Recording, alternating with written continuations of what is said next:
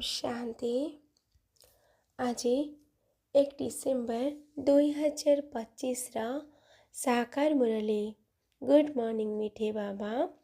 बाबा कहते मीठे बच्चे प्रत्येक दिन विचार सागर मंथन कर, तेबे खुशी बढ़ी चलिबो।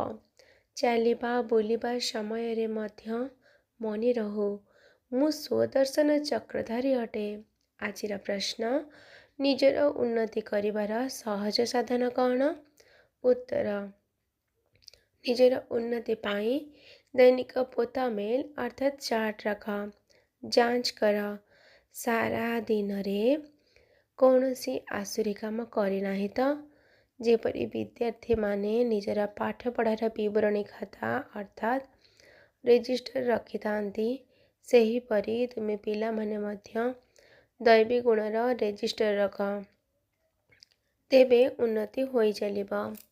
आजिर गीत दूर देश के रहने वाला।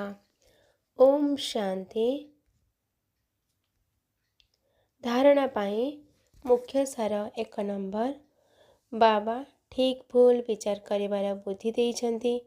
सेही बुद्धिर आधार रे दैवी गुण धारण करने को हेबो। काहाको भी दुख देवर नहीं।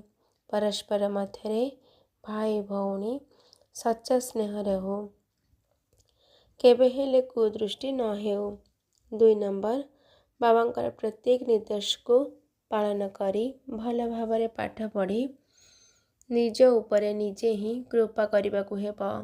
निजर उन्नति पाई चार्ट रखा हेबो। केही जदि दुख देला भली कथा कहूछि तेबे शुणी न शुणिबा भली रहिबाकु हेबो। आजिर वरदान, ईश्वरीय सभ्यतार संस्कार द्वारा प्रत्येकंकर विशेषता को वर्णना करुथिबा पुण्य आत्मा हुआ। सर्वदा निजको विशेष आत्मा मन करी प्रत्येक संकल्प व कर्म कर एवं प्रत्येकंक भितरे विशेषता को देखिबा ताहाको वर्णना करिबा। समस्त को विशेष आत्मा करिबार शुभ एवं कल्याणकारी कामना करिबा। यह ही हेउछि ईश्वरीय राजकीयता बा स्वभाव। राजकीय आत्मा माने अन्य मानक द्वारा त्याग करा जाउथिबा जिनिस को निज भितरे धारण कराइबा पारिबे नाही। सेथिपाई सर्वदा ध्यान रहु जे कहार दुर्बलता बा अवगुण को देखिबार नेत्र जेपरी सर्वदा बंद रहे।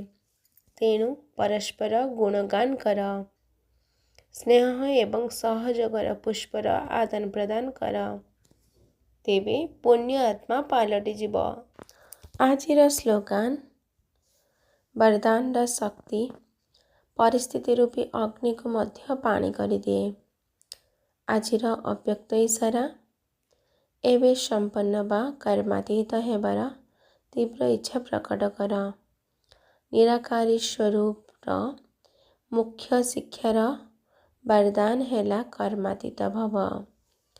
आकारी स्वरूप अथवा फरिश्ता स्थितिर वरदान हेला डबल लाइट भव। डबल लाइट अर्थात सर्व कर्म बंधन गुड़िकर हालुका एवं लाइट अर्थात सर्वदा प्रकाशमय स्वरूप रे स्थित रहुथिबा आत्मा।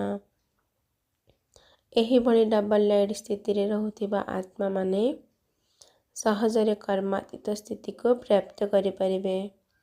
तेणु सेवा भितरे रहुथिले मध्य एबे एही धुन लगाओ अर्थात तीव्र इच्छा प्रकट कर जे मते संपन्न बा कर्मातीत ही हेबाको पड़िबो। आजिर याद प्यार मीठा मीठा शिखिला दे संतान मानक प्रति माता पिता बाप दादांकर मधुर स्नेह संपन्न शुभेच्छा एवं सुप्रभात। आत्मिक पितांकर आत्मिक संतान मानक नमस्ते। आत्मिक संतानकर आत्मिक माता पिता बाप दादांको याद प्यार नमस्ते नमस्ते नमस्ते। ओम शांति।